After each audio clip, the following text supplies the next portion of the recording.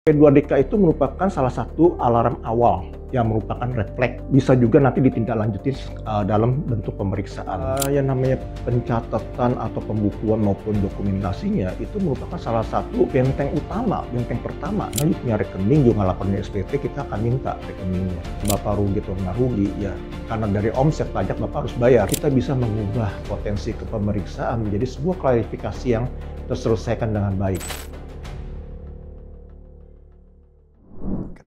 Kalau bicara soal bisnis nih Pak, kalau semisalkan kondisi bisnis saya sedang rugi, kira-kira ada treatment pajak tertentu nggak Pak? Atau dalam kondisi itu, apakah perusahaan saya tetap harus lapor dan bayar pajak juga Pak?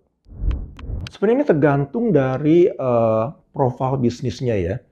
Kalau bisnisnya Bapak itu adalah UMKM, UMKM kan diterapkan penghasilan neto ya.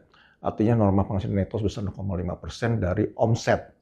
Jadi terlepas perusahaan Bapak rugi atau nggak rugi, ya karena dari omset pajak Bapak harus bayar gitu loh, ya. Nah, tapi kalau misalnya perusahaan Bapak menerapkan tarif normal, tarif pasal 17, ya berarti perusahaan rugi kan Bapak nggak perlu bayar pajak, ya kan?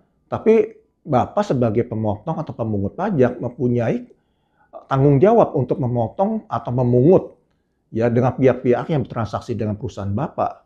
Ya misalnya kalau misalnya Bapak bertransaksi dengan perusahaan yang menyewakan ruangan pada Bapak, Bapak kan harus motong pajaknya. Nah itu juga merupakan bagian dari kewajiban Bapak. Karena pada waktu diperiksa SPT rugi, yang diperiksa kan nggak hanya PPh badan doang, kan? Tapi mencakup all taxes gitu untuk yang diperiksa. Oh, ternyata banyak juga ya Pak kewajiban pajak yang harus diperhatiin, meskipun opsinya belum besar atau bisnisnya masih rugi. Nah, kalau soal pajak karyawan gimana ya Pak? Saya sering dengar banyak perusahaan yang nggak motong PPh 21 mereka atas gaji karyawannya. Karena katanya perhitungannya cukup ribet Pak. Sebenarnya hal ini gimana ya Pak resikonya?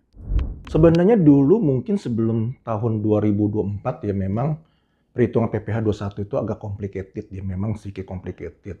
Tapi sejak tahun 2024 dengan diterapkannya tarif efektif rata-rata TER, sebenarnya cara perhitungannya lebih mudah. Ibarat kita cuma menyontek aja berapa tarif TER-nya gitu, tinggal dikalikan. Jadi ya perhitungan pajaknya jauh lebih mudah gitu loh.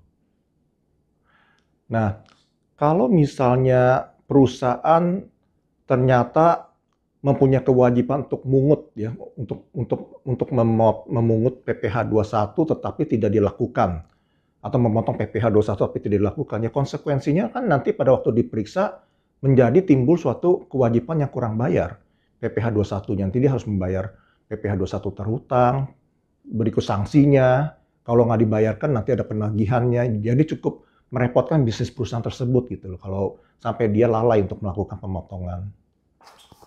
Oke, kalau gitu Pak, untuk perusahaan yang baru mau mulai nih, melakukan pemotongan PPh 21, apa aja sih Pak langkah awal yang harus dilakukan?